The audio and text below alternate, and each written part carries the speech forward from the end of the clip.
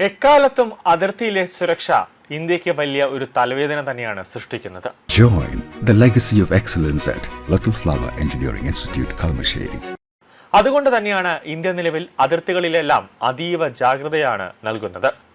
അതുകൊണ്ടാണ് ഇന്ത്യ ബംഗ്ലാദേശ് അതിർത്തിയിൽ നുഴഞ്ഞുകയറ്റം വ്യാപകമായതുകൊണ്ട് തന്നെ ഇന്ത്യ നിർണായകമായ ഒരു നീക്കം നടത്തിയത്. അതായത് BSF അഥവാ ബോർഡർ സെക്യൂരിറ്റി ഫോഴ്സ് അതിർത്തിയിലെയും പുഴകളിലെയും അതോടൊപ്പം തന്നെ നദികളിലുമെല്ലാം മുതലകളെയും പാമ്പുകളെയും കൊണ്ട് ഇട്ടിരിക്കുകയാണ്. പ്രശ്നം രൂക്ഷമായ അതിർത്തി പ്രദേശങ്ങളിലാണ് ഈ ഒരു നീക്കങ്ങൾ ഇപ്പോൾ നടത്തിയത്.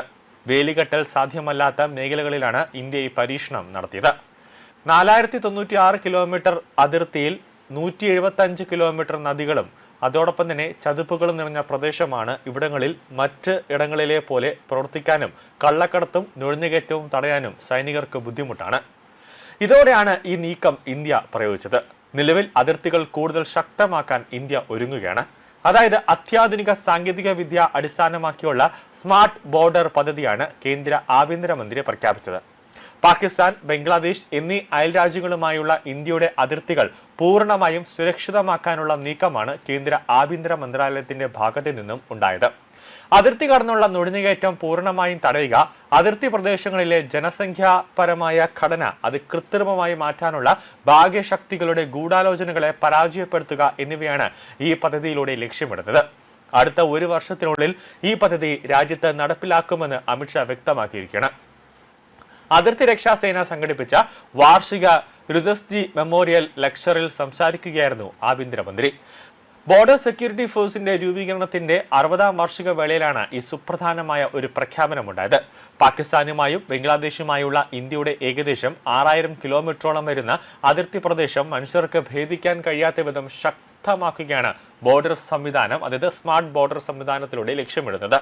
24 മണിക്കൂർ തത്സമയ ഡ്രോൺ നിരീക്ഷണം, അതിർത്തിയിലെ ഏത് തരത്തിലുള്ള ചലനങ്ങളും മുൻകൂട്ടി തിരിച്ചറിയാനുള്ള അഡ്വാൻസ്ഡ് റഡാറുകൾ, രാത്രികാലങ്ങളിലും മോശ കാലാവസ്ഥയിലും വ്യക്തമായ ദൃശ്യങ്ങൾ നൽകുന്ന തെർമൽ ക്യാമറകളും അതിർത്തി വേലിയിൽ ഘടിപ്പിക്കുന്ന മോഷൻ സെൻസറുകളും എന്നിങ്ങനെയുള്ള ആധുനിക സാങ്കേതിക വിദ്യകളിൽ അടിസ്ഥാനമാക്കിയുള്ള സുരക്ഷാ ക്രമീകരണമാണ് സ്മാർട്ട് ബോർഡർ പദ്ധതിയിൽ ഉൾപ്പെടുത്തിയിട്ടുള്ളത്. സാങ്കേതിക വിദ്യയും BSF ജവാന്മാരുടെ കരുത്തും ഒന്നിപ്പിക്കുന്ന ഒരു സുരക്ഷാ ശൃംഖല അടുത്ത ഒരു വർഷത്തിനുള്ളിൽ അതിർത്തികളിൽ സജ്ജമാക്കും. അതിർത്തി സുരക്ഷ കൂടുതൽ കർശനമാക്കുന്നതിനായി ത്രിപുര, പശ്ചിമ ബംഗാൾ, ആസാം എന്നീ സംസ്ഥാനങ്ങളിലെ മുഖ്യമന്ത്രിമാരുമായി കേന്ദ്ര ആഭ്യന്തര മന്ത്രാലയം ഉടൻ തന്നെ ഉയർന്ന തലത്തിലുള്ള യോഗം ചേരുമെന്ന് അമിത്ഷാ അറിയിച്ചിട്ടുണ്ട്. നിലവിൽ ഈ സംസ്ഥാന സർക്കാരുകളെയെല്ലാം അതിർത്തി കടന്നുള്ള നുഴഞ്ഞുകയറ്റത്തിനെതിരെ വിട്ടുവീഴ്ചയില്ലാത്ത സീറോ ടോളറൻസ് നയമാണ് സ്വീകരിക്കുന്നത്. രാജ്യത്ത് നിയമവിരുദ്ധമായി കഴിയുന്ന എല്ലാ നുഴഞ്ഞുകയറ്റക്കാരെയും കണ്ടെത്തി ഇന്ത്യക്ക് പുറത്താക്കുമെന്നും അമിത്ഷാ വ്യക്തമാക്കിയിരിക്കുകയാണ്.